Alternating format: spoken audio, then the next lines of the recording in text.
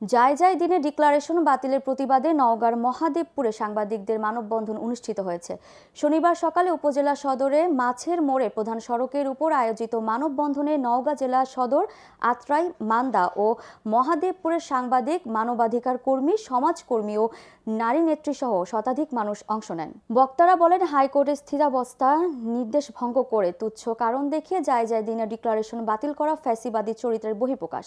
অবিলম্বে যায় যায় দিনের প্রকাশনা অব্যাহত রাখার পুনরাদেশ দেওয়া ও প্রধান কার্যালয় অবৈধ দখলমুক্ত করার দাবি জানান। আমাদের কাজ সংবাদ সংগ্রহ করা, সংবাদ পরিবেশন করা, তো আমাদের কাজ রাজপথে দাঁড়ানো নয়।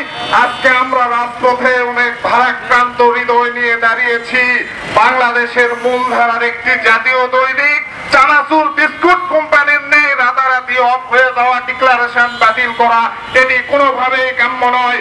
দৈনিক যায় যায় দিন শুধু একটি নাম নয়, দৈনিক যায় যায় দিন একটি ইতিহাস। স্বৈরাচার হাসিনার আমলে আমাদেরকে বিএনপি জামাত ট্যাগ দিয়ে জুলুম, নির্যাতন, জেলে নিয়ে যাওয়া হতো।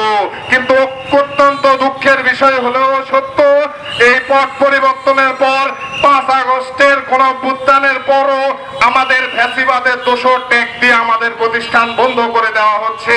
মাননীয় তথ্য উপদেষ্টার প্রতি আমরা বিনীতভাবে আহ্বান রাখতে চাই, এই দৈনিক যায় যায় দিন বন্ধ হয়ে গেলে 7 থেকে 10 হাজার সংবাদকর্মী বেকার হয়ে পড়বে।